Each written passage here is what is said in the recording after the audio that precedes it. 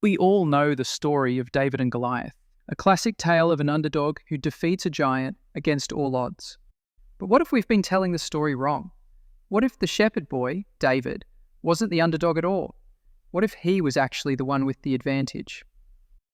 This is the central idea in Malcolm Gladwell's book, David and Goliath, which challenges our most basic assumptions about what it means to have an advantage. It turns out that what we perceive as a weakness can be our greatest strength. We tend to believe that more of a good thing is always better. More money, more resources, better education. But it's not that simple. Think of it as an inverted U-curve. As you add more of something, its benefits increase, but only up to a certain point. After that peak, the benefits start to decline, and the advantage turns into a disadvantage. Consider the wealth of parents. A certain level of wealth provides clear benefits for a child's development and opportunities. That beyond that optimal point, immense wealth can become a burden, creating a lack of motivation or a distorted sense of reality. The same principle applies to class sizes. We assume smaller is always better, but a class that's too small can lack diversity of thought and create a less stimulating learning environment. The advantage becomes a handicap. This brings us to another interesting question. Is it better to be a big fish in a small pond or a small fish in a big pond? The intuitive answer for many is to aim for the most prestigious, most competitive environment possible, the big pond. But is that always the best strategy? Attending an elite university, for instance, might seem like the ultimate advantage, but it also means being surrounded by the absolute best. The competition is fierce.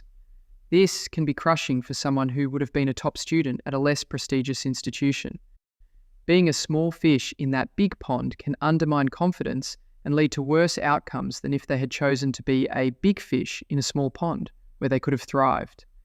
The perceived advantage of the elite environment can, for some, become a significant disadvantage. So, if advantages can become disadvantages, can the reverse also be true? Can a clear disadvantage become a powerful advantage? Consider the story of David Boies. He is one of the most famous lawyers in the United States, known for his incredible memory and persuasive arguments. He also has dyslexia. For a profession that revolves around reading and writing, this would seem to be a career-ending weakness. But for Boies, it wasn't. Because reading was so difficult, he was forced to develop other skills. He became an exceptional listener, he learned to rely on his memory, to focus intently on what people were saying. His struggle illustrates a much broader principle about how strength can be forged from loss. It's a sentiment captured perfectly in this passage. If you take away the gift of reading, you create the gift of listening. If you take away a mother or a father, you cause suffering and despair. But in 1 out of 10 cases, an indomitable strength rises from this despair. In the Valley of Elah, we watch a giant and a shepherd, and our eyes are drawn to the man with the sword and shield and shimmering armor. But so much of what is beautiful and valuable in the world comes from the shepherd, who has more strength and purpose than we can even imagine. This is the beauty of looking at the world through a different lens. What seems chaotic and disorderly can suddenly snap into focus. Seemingly random stories, a boy with a sling, a dyslexic lawyer, a student choosing a university, all connect to a larger, counterintuitive truth. It's about questioning our definitions of advantage and disadvantage. It's about understanding that the path to success is rarely a straight line. Sometimes the giants are not as strong as they seem, and the obstacles in our path are not obstacles at all, but opportunities.